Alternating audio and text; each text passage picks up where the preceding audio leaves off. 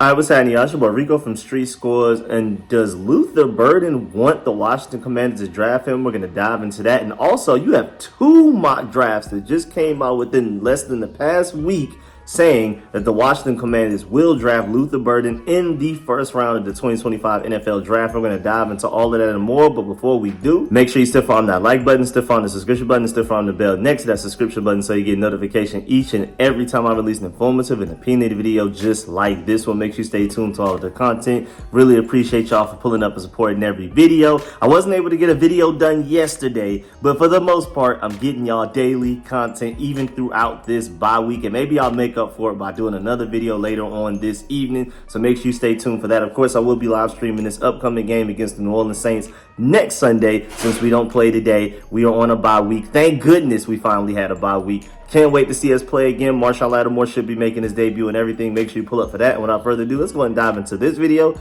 Let's get it. Adam.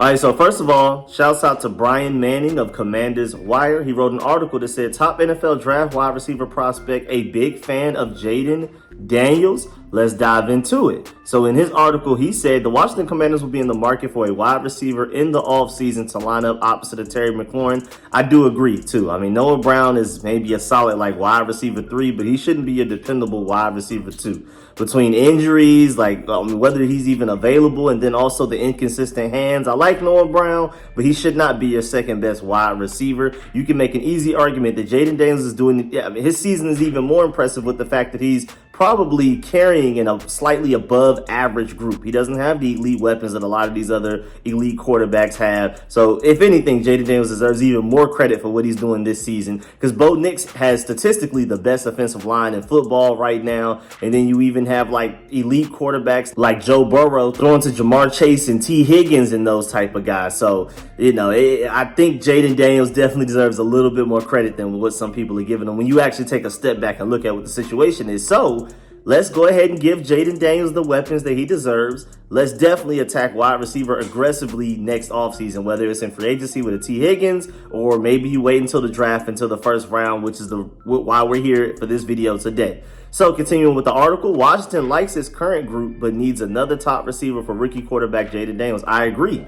With plenty of cap space, the Commanders could look to sign a prominent free agent such as Cincinnati's T. Higgins. Yes, please. However, general manager Adam Peters is a draft-first kind of guy, meaning he could wait up until April's NFL draft to find Daniels and McLaurin some help. And I agree. Getting another wide receiver would also help Terry McLaurin, not step on his foot, not eat up space in his own territory. No, if anything, Terry McLaurin would probably even get the ball more with another threat on the other side, so defenses aren't just focusing on Terry McLaurin and stopping him like some defenses have done a great job of doing. Because you could tell that Cliff Kingsbury likes to get the ball to Terry McLaurin, and Jaden Daniels likes throwing on the ball, but sometimes the defense dictates what the offense can get away with. And I've always made the argument, no matter who with the matchup or whatever, the Vikings always find a way to get the ball to Justin Jefferson. The Bengals always find a way to get the ball to Jamar Chase. So that's still no excuse, but there are a lot of times where the defense slides the safety over, cheats towards Terry McLaurin's side. He's double teamed and things like that. And it's just sometimes you just got to find the open guy. And a lot of the time that just may not be Terry McLaurin. So getting a guy that can get open themselves, make plays themselves, have defenses have to game plan and focus on stopping them as well, will allow Terry McLaurin to be far more productive than what he's even been already this year, which is already outpacing his best seasons before Jaden Daniels got here. Now, he also, continuing with the article, they said that T. McMillan of Arizona, I know a lot of y'all probably have heard of him, maybe you haven't, but he is this draft's top-ranked receiver. He's the most widely acclaimed best receiver in this upcoming draft class, and it has a pretty deep receiver class, which is pretty interesting. Unless Washington completely falls apart, he won't be available for the Commanders. You'll probably have to be drafted top 10 to be able to get a guy like that. Neither will Travis Hunter, who is arguably the top prospect in the upcoming draft. Hunter is a star two-way player for Colorado. I would love nothing more to get Travis Hunter. He's from Georgia. He's from Gwinnett. So, I've been rocking with him since high school. But it just doesn't look very likely. This guy's going too high in the draft for us to get him. But they continue to point out in the article, one prospect who could be in Washington's range is Missouri wide receiver Luther Burden III, who before this college football season started, some would argue was the best receiver in college football. But, you know, he still had a great season, but the receiver from the McMillan kid from Arizona kind of came out of nowhere, at least for me. I didn't really remember him from last year. Then, of course, Travis Hunter continued to do what he did. But a lot of people coming into the season thought Luther Burden was easily going to be a first-round pick. He probably will be, but he'll probably go a little bit later, especially with other players at other positions stepping up and having great seasons as well, which will probably move him down draft boards. Maybe other NFL seasons, Luther Burden would be like an automatic top 15 pick, but maybe with the way this draft is setting up, maybe he will be available for us somewhere in the 20s because we're going to the playoffs. It's just a matter of how far we'll make it through the playoffs. And then continuing with the article, the 20-year-old prospect recently announced he was entering the NFL draft and is a lock to pretty much go in the first round. How high? That will be sorted out after the season. Burden could be excited about potentially coming to Washington. Why? He appears to be a big Daniels fan, commenting on Daniels' recent Instagram post. If you take a look on the screen right now, this is Jaden Daniels celebrating his win over the Tennessee Titans. And as you notice, we had the black uniforms on that day. We are 2-0 in those black uniforms. I just really want to make sure I point that out. But as you can see, Luther Burden gets under the comments and just types in 5. That's it. So he must be a big fan of Jaden Daniels. He's liking what this Commanders offense is doing, and he seems to want to be a part of it. Hey, man, pull up. So now let's get to these mock drafts. So first of all, you have Trevor Sikkema of Pro Football Focus, and it's still weird saying of Pro Football Focus. I'm so used to him being part of the Draft Network. Now he's a part of Pro Football Focus. But either way, if you go to his article, he has an entire, I think he actually does like a top 101 picks, actually. He does an entire mock draft through 101 picks. So this is not just a simple, quick little first round one. This isn't just like a Commanders only one. The entire draft, based on what draft order we have as of today, he did an entire mock draft going all the way down to even the third round compensatory picks that he's estimating right now. And with those picks, all the way at 21 overall, picking right before the Texans and the Broncos and the Ravens, he has us picking wide receiver Luther Burden III from Missouri. He says in his article, what a perfect pairing this could be. Terry McLaurin is flourishing with Jaden Daniels at quarterback, but the Commanders still lack consistent high-end receiving options beyond their top target. I agree. Luther Burden's 2024 campaign may have been quieter, but that seemed more of a reflection of the offense he was in rather than any issues with his specific skill set. After Washington missed out on adding Brandon Ayuk last offseason, Burden could be an outstanding alternative with a long-term complement to Terry McLaurin. I completely agree. Now, just to let you know, like wide receiver wise, if you're looking at wide receivers, he projected the Jacksonville Jaguars to take Travis Hunter with the first overall pick. And if you're keeping track, they also have Shadir Sanders going number 2 overall. So that's back-to-back Colorado guys. They have T. McMillan over there from Arizona being the first wide receiver off the board, not including Travis Hunter. They have him going 4th overall to the Patriots. Then the next wide receiver would be, well, first of all, I got to point out Georgia Bulldogs. Malachi Starks going 10 and then Jalen Walker going 11. I love that. You know, it's a guy, I got to stop and point that out. But even continuing to scroll more, I mean, notably to us, and I'm probably going to talk about this in a separate video, but Ashton Genty, they have going to the Dallas Cowboys. I hope that does not happen. Please overthink it, Cowboys, and draft somebody else other than him. And then, yeah, they have Luther Burden, the very next receiver after that. So they have the Travis Hunter, the T. McMillan kid out of Arizona, and then they have Luther Burden as the 3rd best receiver in this mock draft. There's a lot of good receivers in this draft class as well. I don't feel like that's the only one that could come in and start immediately for the Commanders, but as far as like if you're picking in the early 20s, Luther Burden would honestly, in my opinion, be a big time steal. Then another mock draft. You have the Ringer writer Danny Kelly, who did a mock draft, and they also have us picking 21st overall. I'm assuming that's where we're projected right now. Like as of when they did these mock drafts, we have the 21st overall pick of the draft were that day.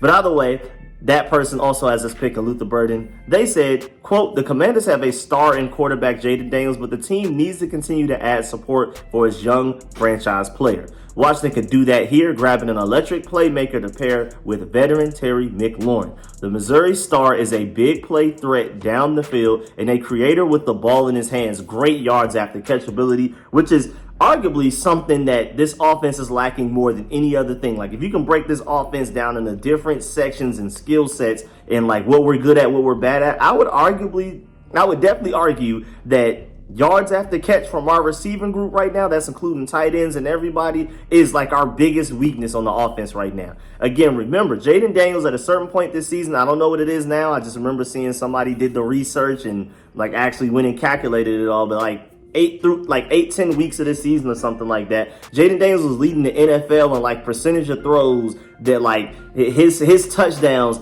have to be thrown into the end zone. He can't throw it before the end zone, and then his receivers, tight ends, or whoever end up running it in themselves. And he also led the NFL at a certain point midway through the season of receivers and receptions that end up being tackled within like the 5-yard line instead of making it into the end zone. Something crazy, or tackled at the 1-yard line. If he can get a receiver that can actually create a touchdown, you know how monumental that would be for this offense. Again, I really want to emphasize the fact that if you really just think back, or even go look up his highlights yourself, go look at Jaden Daniels' highlights and tell me how many touchdowns were thrown before the end zone, were thrown like somewhere on the field other than the end zone, then the receiver actually went into the end zone themselves with their own legs. Please go and look at all of his highlights from this season and tell me how many times that's happened. Only a handful. I remember the Terry McLaurin miracle play against the Cowboys, which ended up not mattering by the end of the game. But, I mean, even the Hail Mary, I mean, you can just go down the list. Pretty much almost all of Jaden Daniels' passing touchdowns have been thrown into the end zone, and that's something that Luther Burden, you put the ball in his hands, it could be a touchdown even if you're on your own 25-yard line after a touchback. He's that electric with the ball in his hands. He would immediately be our best yards after catch receiver the day that we drafted him, and I feel like that would be a huge help. But he's also a big deep threat target as well, which I feel like is something that we're slightly missing. I love Dyami Brown, and right now he's our best yards after catch guy, but Luther Burden is even a better athlete, faster, quicker, more explosive, a better deep ball threat, because Dyami Brown is a deep ball threat, I would say, but he still runs like a 4.4 something. I think Luther Burden will end up being faster than that. And Terry McLaurin's really fast, straight line, but he's not very agile. Luther Burden brings both. He brings the Terry McLaurin speed with the Dyami Brown agility and change of direction skills. I feel like he would be an explosive playmaker for us, but we're going to get to that soon. Finishing up what Danny Kelly said right here. He said the Missouri Star is a big play threat down the field and a creator with the ball in his hands, which will give offensive coordinator Cliff Kingsbury a versatile chess piece that he can deploy from anywhere in the formation. Just to let you know also, and that's the end of that quote, Burden recently declared for the NFL draft after catching 61 passes for 676 yards and 6 touchdowns this season. And again, that was a down year, especially compared to his 2023 self. If you really want to take a look at what Luther Burden can be at his best, look at 2023 Luther Burden, and you'll see why people consider him an automatic lock for the first round already before this 2024 season even started. And boy, I'll tell you right now, leaving the mock drafts alone, as a diehard Georgia Bulldog fan, I would love to finally root for him rather than against him. I mean, he has been stressful to root against, y'all. If you're not a fan of an SEC team, you wouldn't understand the fear that Luther Burden strikes in your team, dog. It's been scary, and I'd honestly be surprised if he even makes it to the 21st overall pick by the time we get to the draft.